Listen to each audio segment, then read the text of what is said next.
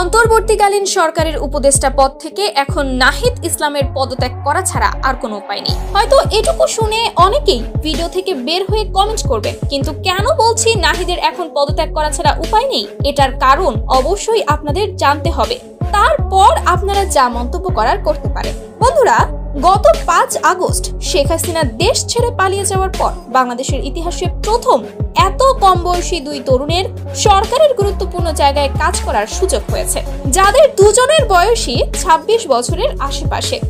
প্রথম যখন তারা উপদেষ্টা হয়ে মন্ত্রণালয়ের দায়িত্ব গ্রহণ করেছেন, তখন অনেকেই তাদের সমর্থন করলেও এখন এক অদৃশ্য শক্তি উপদেষ্টা নাহিদের পেছনে লেগেছে।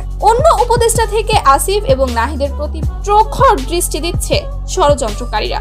যে কোনো সময়, যে কোনো পরিস্থিতিতে সাধারণ মানুষের কাছে নাহিদকে ভিলেন হিসেবে তুলে ধরতে মরিয়া হয়ে উঠেছে ষড়যন্ত্রকারীরা। যে কোটার বিরুদ্ধে ছাত্রদের আন্দোলনের নেতৃত্ব দিয়েছে নাহিদ ইসলাম, এবার সেই নাহিদের বিরুদ্ধে কোটায় তার বড় বোনকে চাকরি দেওয়ার অভিযোগ তুলেছে, যদিও সেই অভিযোগের কোনো সত্যতা পাওয়া যায়নি এখনো পর্যন্ত। তবে যাকে চাকরি দেওয়ার অভিযোগ উঠেছে তিনি গণমাধ্যমে কথা বলেছেন। তিনি বলেন, নাহিদ ছিল একজন যোদ্ধা। 21শে জুলাই অসুস্থ হয়ে হসপিটালে ভর্তির জন্য গিয়েছিল, তো চিকিৎসার সুবিধার্থে বলেছি যে নাহিদ আমার ছোট ভাই, ওকে ভর্তিটা নেন।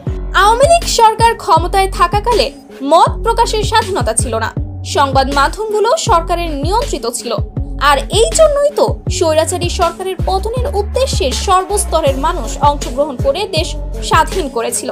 কিন্তু তাই বলে কারো নামে এমন মিথ্যা অভিযোগ তোলার জন্যই কি বাক স্বাধীনতা চেয়েছিল মানুষ? আর এই উপদেষ্টা আজীবন ক্ষমতায় থাকবে না, তারা একটি সংস্কার করতে এসেছে। সংস্কারের কাজ শেষ হলে গণতন্ত্র ফিরিয়ে দিয়ে এবং অংশগ্রহণমূলক নির্বাচন দিয়ে তারা তাদের পদ থেকে সরে যাবে। তারা নিজেরাও বলছে তাদের মধ্যে ক্ষমতার কোনো লোভ নেই।